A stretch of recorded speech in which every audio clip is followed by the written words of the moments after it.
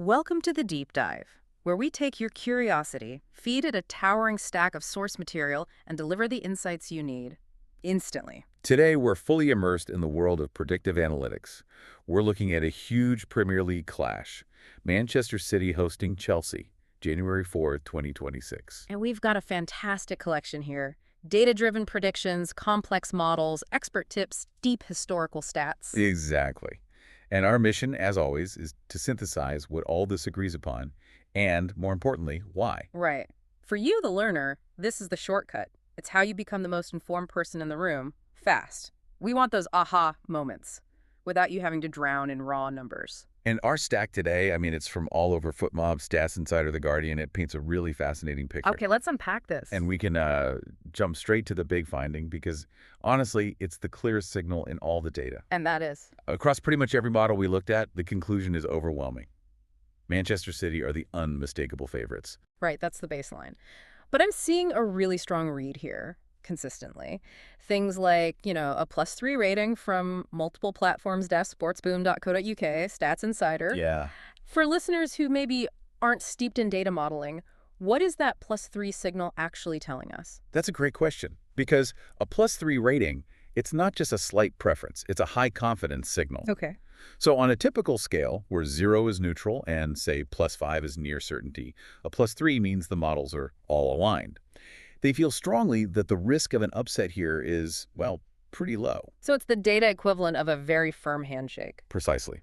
And that confidence, it translates directly into numbers. Yep. Most models are putting Manchester City at approximately a 55 to 60% chance of victory. 55 to 60%. That's a huge edge in a league where things are normally so tight. It really is. This isn't some top club playing a lower-tier team in a cup match. This is two Premier League giants. Absolutely. And that 60% confidence, it's significant. Right. It immediately puts the other outcomes into context. Chelsea's chance of winning, it's way lower, somewhere around 20%.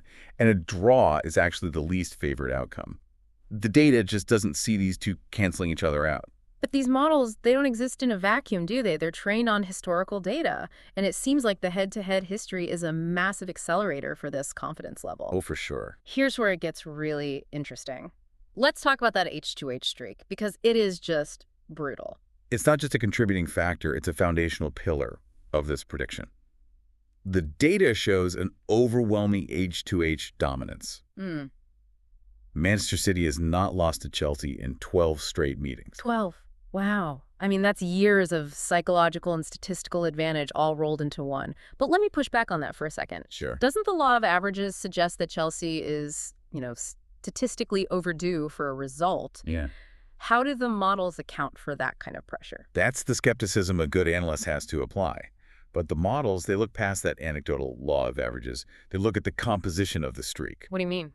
Well, those 12 games break down into 10 wins for City and only 2 draws. Ah, okay. If it was mostly draws, the models might see it as less reliable. Yeah. But 10 clear wins, that confirms a deep structural superiority that their current form just reinforces. So the models are basically saying, we see the narrative, but the data confirms this dynamic is stable and ongoing, not just some fluke. Exactly. It's empirical evidence that this is a matchup Chelsea has consistently failed to solve, no matter who the manager is or who's on the pitch. Okay, so the who is settled. City is the clear favorite. But the real analytical question is always the how. Right. Are the models predicting a comfortable route, or is there more nuance in how they're going to win? What are the most common score lines? And that's maybe the most interesting piece of the whole puzzle. The consensus points to a narrow home win. Not a 4-0 demolition, then? No, not at all. Specifically, the data heavily favors a Manchester City 2-1 Chelsea outcome. That's a scoreline cited by firms like Dimers. Okay, that 2-1 scoreline is where the real insight is, because that implies a surprise factor, right? Mm-hmm. Despite Chelsea being the underdog, a lot of these algorithms, especially from sources like Football 24, are predicting that both teams will score. Why is that? This is where we get into the mechanics of performance. If the data said 3-0, it would just be a simple better team wins story. Sure. But the 2-1 prediction is a direct result of balancing two sort of contradictory realities that exist in the source material. Lay those out for us. Okay, reality 1, City's overwhelming strength. We've covered that. Reality 2 is Chelsea's unique attacking profile. Go on. Despite their struggles, Chelsea have proven they're exceptionally capable on the counterattack. Mhm. The data is picking up on the quality of the chances they create. So their XG per shot might be high, even if they don't have the ball much. Precisely. They're highly efficient with limited opportunities, and that ties into the second half of it. City's defense. Which is world class. It is, but they often play a very high line, and that high line is vulnerable to a rapid counter. The model anticipates City scoring from sheer pressure, but it also expects Chelsea to capitalize on that structural fragility at least once. That makes a 2-1 prediction a much more sophisticated statement, not just a guess. Okay, let's formalize this. Let's look at the driving factors behind this whole narrative. Absolutely. We can basically distill City's advantage down to 3 core factors that you see again and again in the sources. Starting with the fortress factor. First, their strong home form. BetMGM notes City have multiple wins in a row at home. That's not just crowd noise. It's about familiarity, less travel. It quantifies the reliability. And that reliability boosts the probability. What's the second factor? It's the H2H superiority we just dissected. That long undefeated streak provides the historical evidence that dictates the model's bias. Right. The past reinforces the present. Exactly. And third, they have a capable attack. Sportsboom points out that City's offense is sort of uniquely equipped to break down Chelsea's defense. So it's a specific tactical advantage, not just they have good players. Yes. Their fluid movement directly exposes some of the weaknesses Chelsea have shown recently. You put those 3 things together, home form, history, and a tailored attack, and that's where you get that 55-60% probability. That's a powerful combination. Now let's pivot. What are the main struggles that are undermining Chelsea's chances in these models? Well, Chelsea's issues, they're also pretty easy to categorize, and unfortunately for them, they kind of compound on each other. And what's the biggest statistical red flag? The primary issue is just a general inconsistency in defensive issues. The Sun highlights this. They concede late goals. They fail to shut out opponents they should be beating. So the models just can't rely on them. Right, which leads directly to the second factor. Yeah. A lack of performance consistency overall. They might look great one week and then completely fall apart the next. And that volatility makes the model default back to what it knows. Back to the historical trend, which favors City. Okay, so we've got form, defense, consistency, all quantifiable. But now we come to something that I found truly unique in this analysis. What's the third factor? The third factor is managerial uncertainty. Wait a minute, managerial uncertainty. That's a human factor, a morale issue.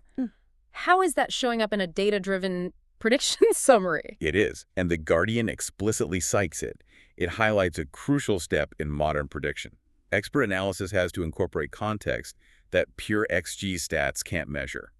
So they aren't running algorithms on the manager's mood? Of course not, but they look at proxy metrics, Like what? like constant unplanned changes in formations, key players' minutes being reduced for no clear reason, or even high variability in player effort stats like distance covered. Interesting. That suggests a dip in commitment or morale. A lack of stable leadership is seen as a performance inhibitor, and the analysts factor that in. That's fascinating. It proves that even the most complex algorithms still rely on a layer of human interpretation to weigh the psychological headwinds a team is facing. It's the art balancing the science. You have to bridge that gap. So what does this all mean? Let's bring it all home.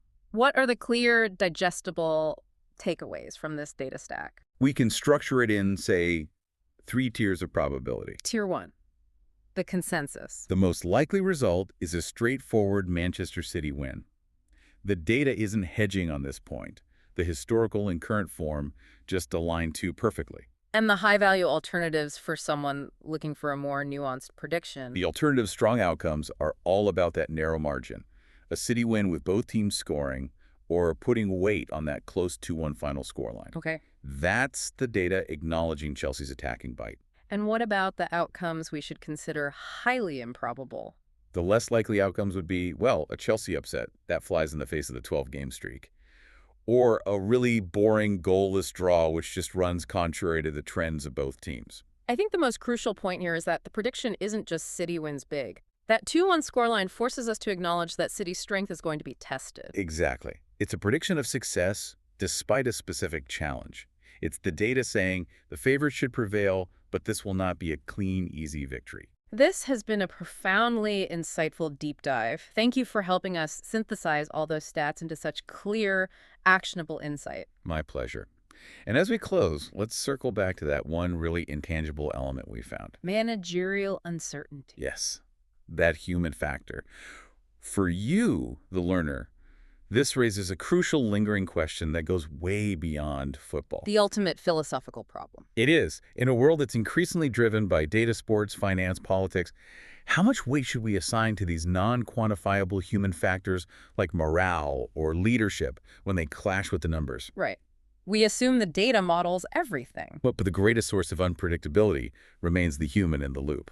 That is the perfect thought to mull over until game day. Do we trust the model when the human element is actively injecting chaos? Next time you look at a big prediction, don't just look at the numbers. Think about the data points that aren't numbers at all. What would you look for next time?